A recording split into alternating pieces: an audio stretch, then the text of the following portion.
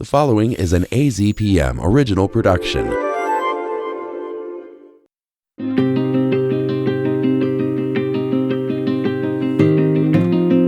Welcome to the Fact Check Arizona podcast from AZPM. In each episode of this series, we'll look at a particular claim about elections in Arizona. We'll set the record straight and also give a sense of the context surrounding the claim in question. I'm Steve Jess. This week we're diving into issues that hit pretty much every Arizonan in the pocketbook.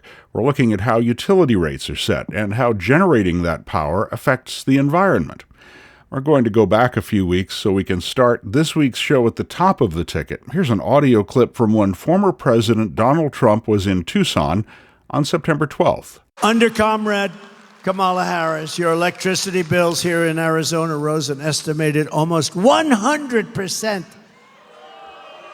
It's the largest increase anywhere in the country. Did you know that? Congratulations, you're number one in the... Oh, that's right. That's not good. Zach, it's pretty easy to flag that claim as wrong. The question is, how wrong? Yeah, flagrantly wrong might be a good phrase.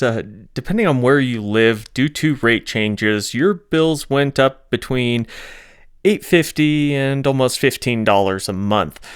Given that the average Arizona electric bill is around $150 a month, that's nowhere near double. Now, if your energy usage went up, that's a different story. Utilities have said work from home caused an increase in residential demand.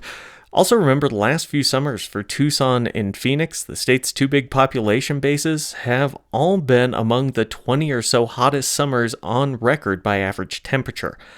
But by the rate, your bills did not double, and in fact, WalletHub found that Arizona has the second lowest average for amounts spent by residents on energy in the country, and its electric bills, surprisingly, were middle of the pack at number 22.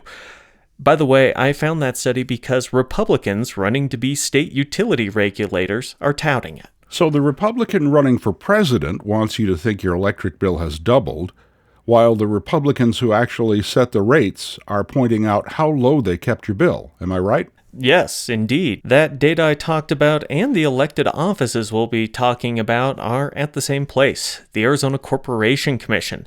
They're the body that, among other things, regulates how much utilities get to charge. So I requested every time an electric company asked to change its rate since 2021, those are called rate cases, and I received back 5 cases. Those came from Tucson Electric Power, UNSE, and Arizona Public Service. Now, the Corporation Commission is overseen by 5 elected officials who are advised by a large staff who handle data crunching and the other less glamorous work that the commission does, like managing business licenses and watching over the means of moving some stuff in Arizona, be it goods on rail or energy through transmission lines and pipelines, plus there's a lot more. Suffice it to say, the Corporation Commission has a lot of responsibilities. I'm guessing we're not here, though, to talk about an obviously false statement that got zero traction in most news outlets. That elected board you and I mentioned is why we're here. 3 of those 5 seats are up for grabs this year. Yes, and 2 of them are completely open, no incumbent running. The lone incumbent in the race is Leah Marquez Peterson. She's a familiar name in southern Arizona, was a longtime head of the Hispanic Chamber of Commerce, ran for Congress in 2018, and was appointed to the Corporation Commission in 2019. She's among 8 people running for those seats, with the top 3 vote-getters joining the commission. 6 of those received enough votes in the primary election to qualify for the Arizona Clean Elections debate. Marquez Peterson is one of 3 Republicans, along with Rene Lopez, whose bio says he's a project manager in the telecommunication and oil and gas industries, and Rachel Walden, who worked as an account manager for the financial advisor Vanguard Group. On the Democratic side are Yelena Aguilar, who was a business development manager, Jonathan Hill, an aerospace engineer who worked on NASA projects, and Joshua Polachek, who worked as a foreign service officer. The race also features 2 Green Party candidates who weren't on the stage that night, Mike Cease, a perennial candidate in Tucson area races, and Dr. Nina Luxemburg. So that Clean Election Commission debate will be the basis of our Fact Check podcast this week, with the hopes of also informing you a bit more about not just this race, but the offices people are seeking. Let's start with a statement from Democrat Joshua Polachek. And under the current Republican majority on the commission, they have not seen a rate increase that they didn't embrace wholeheartedly. We need to make sure that we return the Corporation Commission to its constitutional duty of ensuring that you, the voters, get affordable, reliable, and safe public services. And that is not happening under the current majority. We know that every single time that they've had an opportunity to protect the citizens of Arizona, they have instead sided with the out-of-state corporations. Zach, we heard a bit about raises in utility rates earlier when fact-checking a presidential candidate. Has this Corporation Commission hiked rates as radically as Mr. Polachek says? So the current Corporation Commission is 4-1 Republican. It did approve all 3 rate cases it saw for electric utilities, but that's unsurprising. Utilities are dealing with inflation in materials, fuel prices, and labor costs through those years, and companies are guaranteed to make a profit, though that number isn't etched in stone in state law.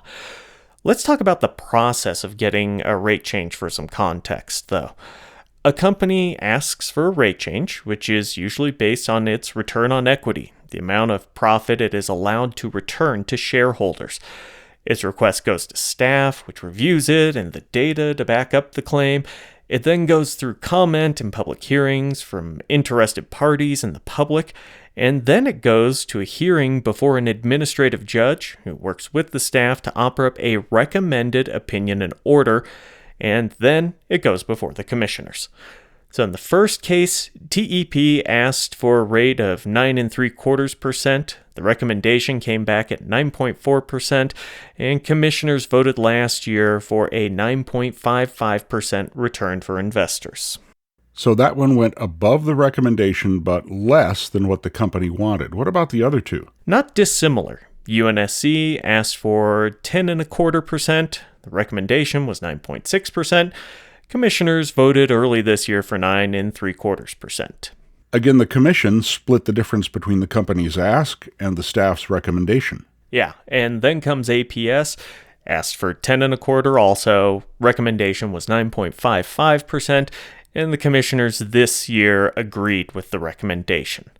So this commission isn't giving the companies everything they want, but they aren't going lower than the recommendations. Now, in the 2 cases we have from the previous commission, they once went with the recommendation and then went more than 1/3 of a percentage point lower than the recommendation. That last case was against APS and actually resulted in an estimated drop in the average bill. That last case was one that another Republican candidate mentioned during the debate. Here's a Republican, Rene Lopez. They removed out of the APS case over $200 million of stuff that did not belong on the backs of the ratepayers.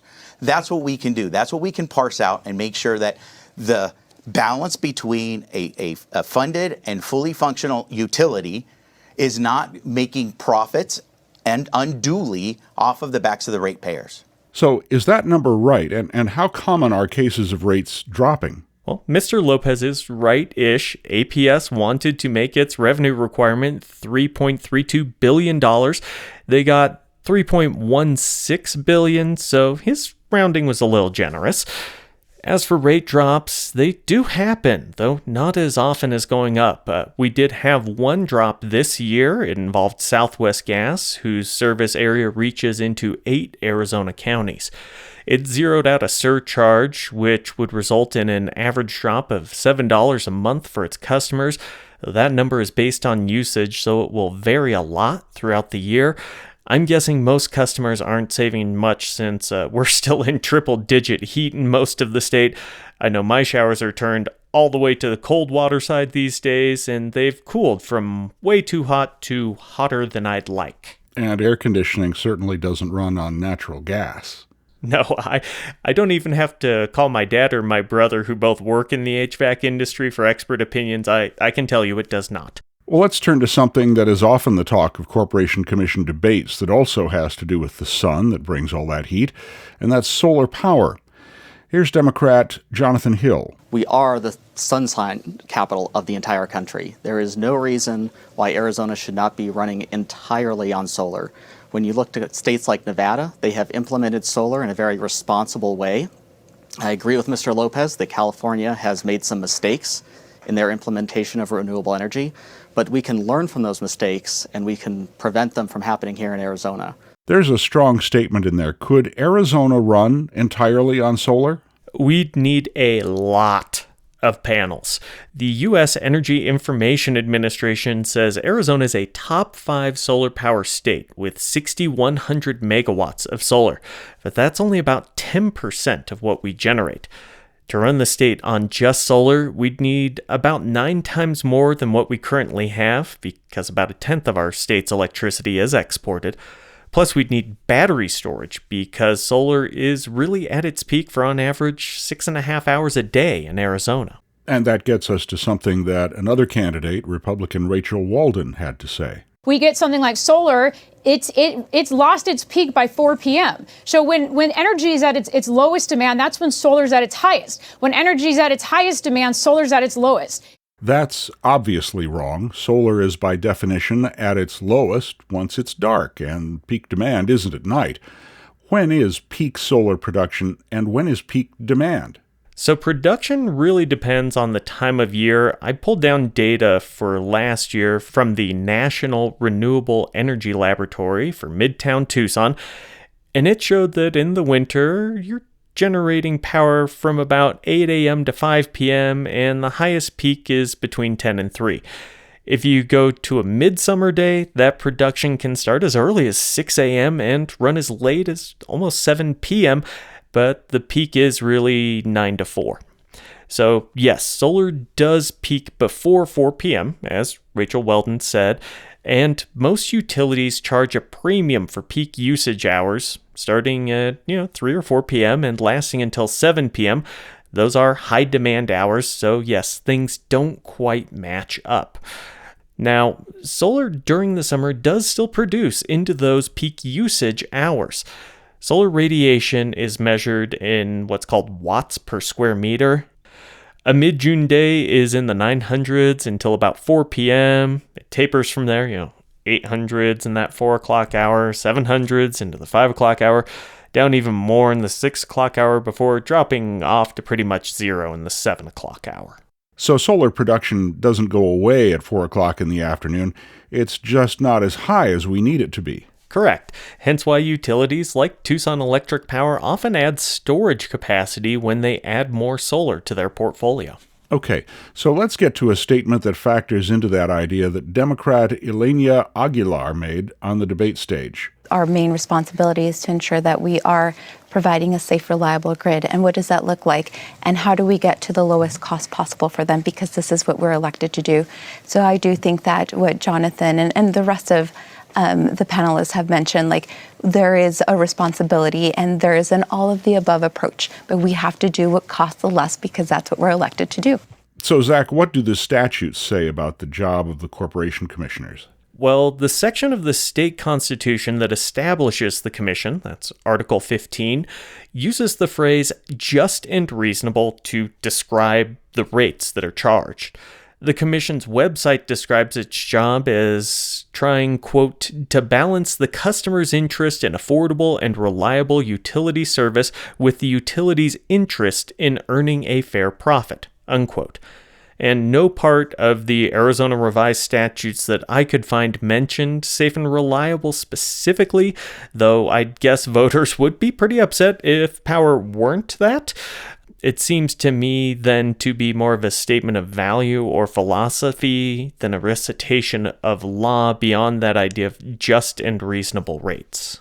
Okay, we have one last quote to mention, and that's one from the race's lone incumbent, who is Republican Leah Marquez Peterson. I think that certainly the utilities, in terms of the energy that they're bringing onto the grid, can impact the ozone and the environmental impact. However, I think the biggest push towards what's bringing ozone into our air is really vehicles.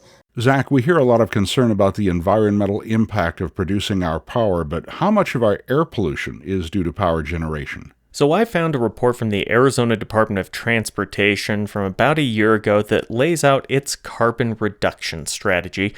And most of the way through the report is a chart labeled Carbon Emissions by Sector 2016 to 2021. Now, carbon dioxide and ozone are two different things. Marquez Peterson referred to the ozone and ozone in that clip, so it's not 100% clear if she means the ozone layer or ground level ozone pollution. The State Department of Environmental Quality says ground level ozone forms from chemical reactions between certain pollutants and sunlight, and it points out that ozone is different from smog, but it says the top causes are the same as what we deal with for greenhouse emissions, cars, power plants, industry. So that ADOT report shows the electric power sector as being responsible for about 41% of emissions and transportation for about 46%. And if we're talking solely about vehicles on the road, they account for 81% of that sector's emissions. So do the math on that, it means cars and trucks are responsible for 37.5% of carbon emissions in Arizona. So if we're talking strictly emissions, power plants still edge out automobiles, but there isn't solid information specifically on the subject of ozone. Correct. Okay. Well, that wraps up our look at the Corporation Commission and utility regulation in Arizona. If you have any comments about this or any of our podcasts, don't hesitate to get in touch with us. Our website, of course, is news.azpm.org. And remember to subscribe wherever you get your podcasts. For Zach Ziegler, I'm Steve Jess. Thanks for listening.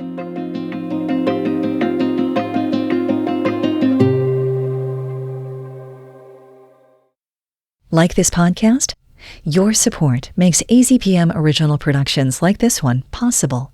Donate at azpm.org/give.